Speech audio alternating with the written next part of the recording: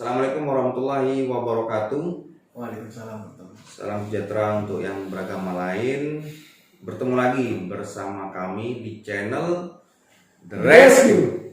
Pada kesempatan kali ini kita akan membahas salah satu channelnya Sally Adventure. Saya nggak tahu Sally Adventure ini orang Basarnas atau potensi SAR, saya tidak tahu. Yang jelas di channel dia itu dia membahas tentang konsep dasar SAR, Search and Rescue. Jadi kalau kalian penasaran dengan channel aslinya Sally Adventure ini, langsung saja di subscribe supaya tahu isinya seperti apa, dan nanti kita akan memasukkan linknya di deskripsi bawah. Deskripsi video kita. Oke, untuk mempersingkat waktu langsung saja kita tonton di channel dari Sally Adventure. 1, 2, 3.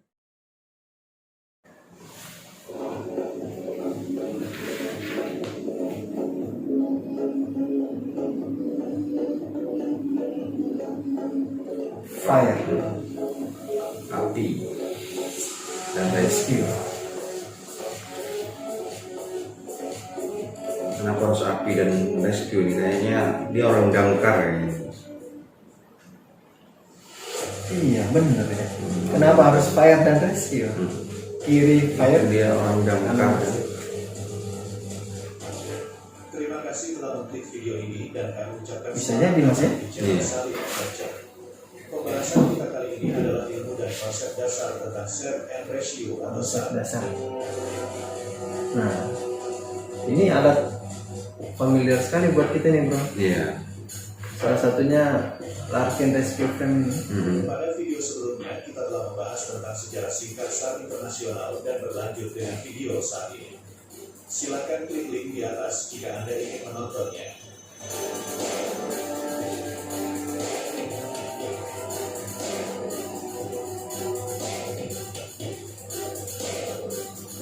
Konsep dasar SAR di luar apa yang diajarkan dalam kursus SAR Asosiasi Nasional untuk Pencarian dan Penyelamatan. Dua konsep penting untuk dipahami sebelum membahas bagaimana seseorang terlibat dalam pencarian dan penyelamatan dalam elemen pendidikan SAR dan proses perolehan peralatan SAR.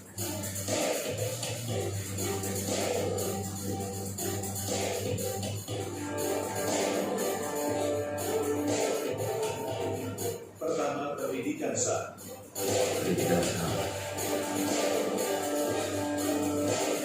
Berarti CBI juga dia. Pencarian dan penyelamatan atau SAR adalah kumpulan topik yang beragam yang mencakup banyak bidang. Untuk pembahasan dalam video ini, semua keterampilan ini telah dibagi menjadi 3 kategori dasar untuk tujuan organisasi. Iya, sepertinya orang damkar ini bro. Iya. Karena seragam mereka juga kan menggunakan warna merah ya. Di rescue. Iya. Tapi di SAR atau pencarian. rangkum jadi satu dengan menggunakan video-video dari rescue internasional ya. Tim SAR nyawa internasional juga. Dikemasnya secara matang. Mungkin dia pernah dilatih sama kita kan? Iya. Kayak Search and Rescue. Dalam satu atau lebih kategori.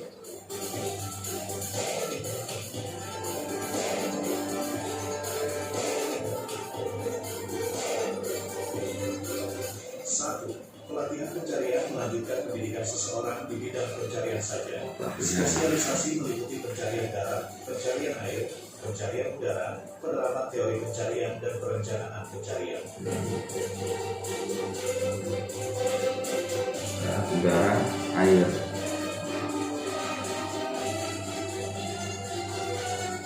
Dua, pelatihan penyelamatan mencakup beragam spesialisasi yang berbeda dalam medan dan peralatan. Spesialisasi didasarkan pada lingkungan di mana mereka dibutuhkan, termasuk gunung, hutan belantara, es, air, dan penyelamatan perkotaan, serta banyak lainnya. Di mana saja ya? Tergantung kondisi dan situasi. Tergantung kondisi situasi tempatnya juga. Tiga, pelatihan survival dan support adalah bidang studi yang mencakup banyak keterampilan yang juga termasuk dalam pencarian dan penyelamatan. Tetapi keterampilan yang dibutuhkan tidak bergantung pada keduanya. Keterampilan tersebut termasuk bertahan hidup di alam liar, navigasi, improvisasi, kebugaran, dan komunikasi.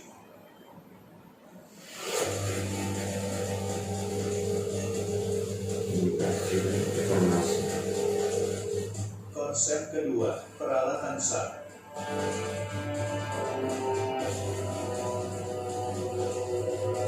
Pencarian dan penyelamatan adalah bidang yang sangat beragam yang melibatkan lebih banyak seni daripada sains.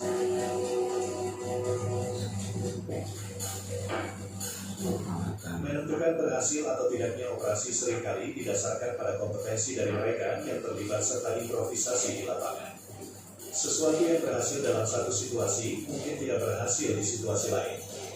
Oleh karena itu, SAR sulit dipelajari berdasarkan satu sumber atau ajaran satu instruktur. Penting dalam SAR untuk mendapatkan pengetahuan dari banyak sumber, mengatasi segala sesuatu dengan kepraktisan dan pengalaman.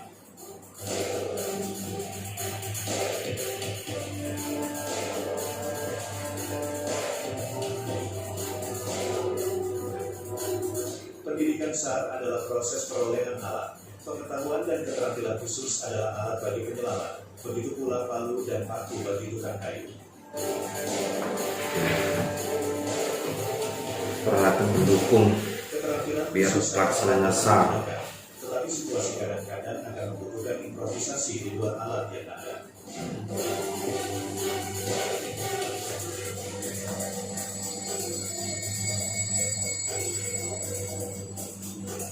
Dalam SAR, alat dikumpulkan dari sumber yang sesuai melalui pendidikan formal dan pengalaman, dan kemudian digunakan jika diperlukan untuk mencapai tujuan. Beberapa alat bekerja lebih baik daripada yang lain dalam situasi tertentu, tetapi bisa saja alat lain akan lebih berharga pada situasi lain.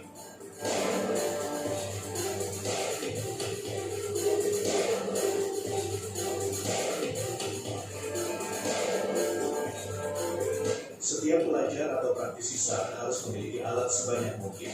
Semakin banyak alat yang Anda miliki, semakin baik peluang untuk bekerja dengan aman dan efektif.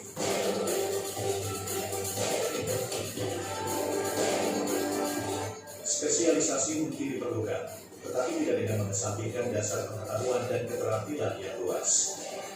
Seperti dalam kebanyakan pencarian, satu alat tidak diharapkan bekerja dengan sempurna untuk setiap pekerjaan. Pengguna bervariasi, dan begitu pula cara di mana alat dapat diterapkan untuk mencapai tujuan. Apa yang berhasil untuk satu orang mungkin tidak berhasil untuk yang lain.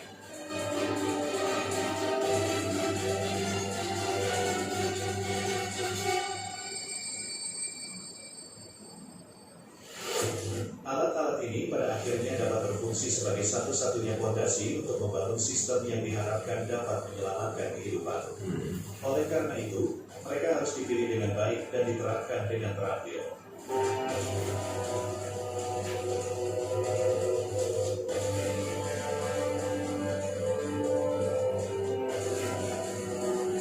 Hindari siapapun yang mengaku mengajarkan satu-satunya kebenaran nyata di SAR.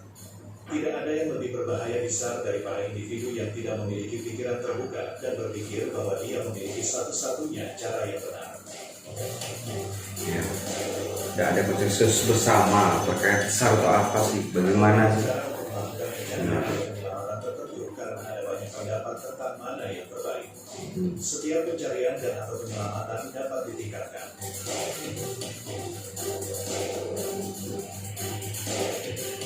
Mempelajari bagaimana perbaikan tersebut dapat dilakukan adalah kunci untuk terus maju di luar aplikasi alat dasar.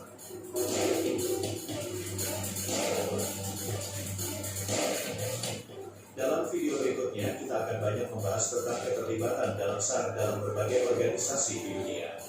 Ikuti terus video selanjutnya dan jangan lupa untuk like jika video ini bermanfaat serta tekan tombol subscribe. Oke, itu, wah luar biasa dia ini ya. Sally Adventure ya. Dia membahas tentang konsep-konsep dasar SAR ya, Search and Rescue, di mana dia menyampaikan yang pertama itu pelatihan dasar terkait SAR. Terus yang kedua dia memahaminya lagi, membahas lagi itu terkait tentang medan tugas SAR. Terus yang ketiga baru dia membahas tentang peralatan dan sains. ya, peralatan tentang SAR. memang luar biasa sih dia ini. Saya sekali lagi saya tidak tahu dia itu orang Basarnas atau bukan, tapi yang jelas saya melihat di sini di video dia ini dia menggunakan baju merah mirip damkar. Iya mirip damkar, tapi di Basarnas baju ya, merah instruktur. Benar gitu. Ya kalau sampai memahami SAR itu apa sih Mas sebenarnya? SAR, Search and Rescue, mencari dan menolong. Pada siapa? Pada siapa aja yang dicari. Misal korbannya itu berada di air, nah kita mencarinya di air bro. Menggunakan teknik water rescue ya. Menggunakan teknik water rescue. Kalau dia di darat, kita carinya di hutan. Apabila dia lokasinya di hutan. Di hutan itu pakai teknik rescue ya. Ya. Oke. Kalau di udara ya menggunakan rescue seperti itu. Jadi kalau kita nih bro ya, karena kita kan orang Basarnas. Jadi ada yang namanya Peraturan Kepala Badan SAR Nasional nomor 22 tahun 2009 tentang pedoman penyelenggaraan operasi SAR. Karena memang kalau kita berbicara tentang SAR itu leading sektornya untuk di Indonesia itu di kita di Basarnas. Berarti memang harus ada peraturannya sendiri ya. Iya. Bukan semata kita hanya meluangkan omongan. Iya, jadi harus ada dasarnya, dasar ketika untuk menyampaikan. Jadi kalau tadi itu saya lihat sih dia secara umum ya, secara umum. Penilaian orang. Iya, literaturnya mungkin dari umum, tapi kalau di kita itu kan ada beberapa peraturan yang memang sudah dibuat ya, rupa. Dan itu turunan dari undang-undang juga kan. Nah, terus kalau di kita yang jelas SAR itu ya usaha dan kegiatan untuk mencari menolong dan menyelamatkan jiwa manusia yang hilang kalau di kita. Cuma kan itu dibagi beberapa lagi terkait SAR. Yang pertama kecelakaan kapal, kecelakaan penerbangan, kondisi membahayakan manusia, terus kecelakaan dengan penanganan khusus. Kalau yang dimakan buaya itu gimana bro? Nah tadi kan kita sempat lihat juga tuh di videonya si Sali ini bahwa peralatan itu memang penting. Sangat mendukung. Nah, penting buat kita. Tapi belum tentu dengan peralatan canggih juga bisa menyukseskan pelaksanaan operasi SAR. Iya. Karena kita di lapangan, karena kita orang lapangan ya, kebetulan. Jadi banyak skill-skill lain di luar yang kita pelajari selama ini untuk bisa menyelesaikan salah satu pelaksanaan operasi SAR. Iya. Contohnya kayak yang sama sampaikan tadi, makan buaya. Karena untuk wilayah kita sendiri ini kan lebih dominan ke hal-hal yang seperti itu. Iya. Apalagi pencariannya di sungai-sungai kan. Iya. Jadi kalau orang dimakan buaya, misal kasusnya, ya kita kan nggak pernah diajari untuk menemukan buaya. Nah, jadi kan memang kita harus memiliki strategi khusus agar kita bisa menemukan korban atau menyelamatkan korban ketika korban tersebut dimakan sama buaya. Karena memang kita nggak pernah diajarin terkait terkait penyelamatan kepada hewan buas. Nah, karena fungsi utama seorang penyelamat itu kan bisa menyelamatkan diri sendiri terlebih dahulu, baru bisa menyelamatkan orang lain. Kalau kita yang berbahaya, gimana kita menyelamatkan orang lain? Kalau hewan itu gimana bro? Misal nih ada beberapa hewan yang sekiranya itu memerlukan bantuan atau pertolongan, apakah bisa langsung ditindaklanjuti atau dicari seperti itu? Jadi kalau di luar negeri itu memang salah satunya juga hewan bro. Salah satunya hewan, ketika hewan trouble mereka langsung melakukan pencarian dan pertolongan kepada hewan. Cuma kalau di kita di Basarnas, setahu saya ya tolong nanti di komentari di kolom kalau misalnya saya ada salah dalam menyampaikan. Kalau di kita biasanya lebih fokus kepada manusia, baru setelah itu, setelah manusia bisa diselamatkan, baru ke harta benda yang berharga. Tapi fokus kita yang paling utama adalah kepada manusia. Yang dicari apakah misalnya nih ada kejadian atau insiden di darat terus, misal tabrakan lalu lintas nih, apakah musibah yang seperti itu bisa dalam arti pencarian dari Basarnas? Kalau di peraturan yang terbaru itu Lalu lintas. laka lantas itu Iya. sudah masuk di kecelakaan dalam penanganan khusus, Mas. Oh, Makanya khusus. baru-baru ini Iya, iya. kita sempat melakukan simulasi latihan penanganan kecelakaan di jalan tol. Oh iya. Iya, dan itu dilakukan teman-teman Basarnas. VAR ya, VAR ya. Iya, maksudnya ke VAR kalau ke ilmunya, karena kita memang ada peralatan di sana. Selama ini kan Iya. untuk masyarakat awam tahunya kecelakaan lalu lintas itu kan pihak kepolisian. Betul sekali. Ya, pihak kepolisian. Sedangkan sebenarnya yang memiliki alat ketika kecelakaan itu dengan kencang lalu korban berada di dalamnya, otomatis kan kita mengevakuasinya dengan menggunakan alat kita. Aplikasi. Nah, itulah salah satunya. Dan saya yakin rescuer kita itu handal terkait menggunakan alat-alat itu.